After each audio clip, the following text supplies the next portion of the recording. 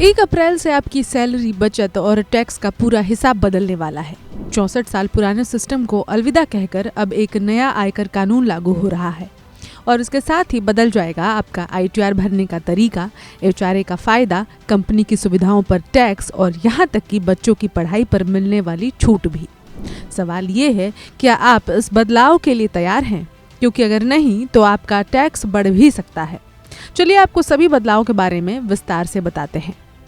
भारत सरकार ने नया आयकर अधिनियम 2025 लागू कर दिया है, जो 1 अप्रैल 2026 से प्रभावी होगा। ये पुराना इनकम टैक्स एक्ट 1961 की जगह लेने वाला है। हालांकि टैक्स स्लैब में कोई बदलाव नहीं हुआ है, लेकिन नियमों में बड़े बदलाव किए गए हैं, जिनका सीधा असर सैलरीड क्लास, निवेशकों और बिजनेस करने वालों पर पड़ेगा। सबसे पहला बड़ा बदलाव, टैक्स ईयर का कॉन्सेप्ट। अब फाइनेंशियल ईयर और असेसमेंट ईयर का झंझट खत्म, सिर्फ एक ही टर्म होगा, टैक्स ईयर। इससे कंफ्यूजन कम होगा और टैक्स फाइलिंग आसान बनेगी। ITR फाइलिंग की नई डेडलाइन। अब ITR भरने की तारीखों में भी बदलाव हुआ है। साधारण ITR 1 और 2 31 जुलाई तक, बिजनेस प्रोफेशन ITR 3, 4 31 अगस्त तक, ऑडिट केस 31 अक्टूबर और स्पेशल केस 30 नवंबर तक। और अब सबसे बड़ी राहत, अब आप 12 महीने तक रिवाइज्ड रिटर्न फाइल कर सकते हैं फीस के साथ। HRA नियमों में बदलाव। अब HRA छूट के लिए नियम सख्त और बेहतर दोनों हुए हैं। मेट्रो शहरों में जैसे दिल्ली, मुंबई, बेंगलुरु आदि, इसमें 50% तक छूट, बाकी शहरों में 40% तक। लेकिन अब मकान मालिक और किराएदार का रिश्ता बताना अनिवार्य और सालाना 1 लाख से ज्यादा किराया देने पर पैन डिटेल देना जरूरी होगा। कंपनी की सुविधाओं पर नया टैक्स नियम। अगर आपको कंपनी से घर, कार या ड्राइवर मिलता है तो टैक्स वैल्यू बदल दी गई है। कंपनी का घर 40 लाख प्लस आबादी वाले शहर 10% सैलरी, मध्यम शहर 7.5% और छोटे शहर में 5%।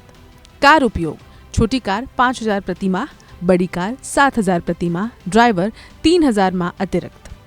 और कंपनी गिफ्ट या वाउचर अब 15,000 तक टैक्स फ्री। भत्तों यानी कि अलाउंसेस में भी बड़ा बदलाव।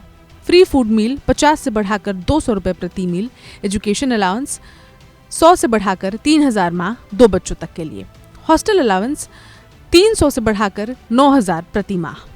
कैपिटल गेन का नया नियम।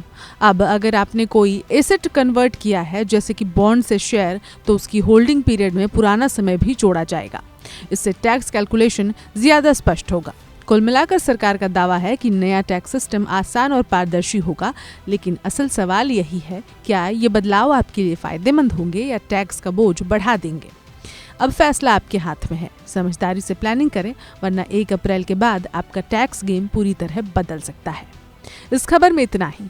नई अपडेट्स के लिए बने रहें वन इंडिया हिंदी के साथ। Subscribe to One India and never miss an update. Download the One India app now.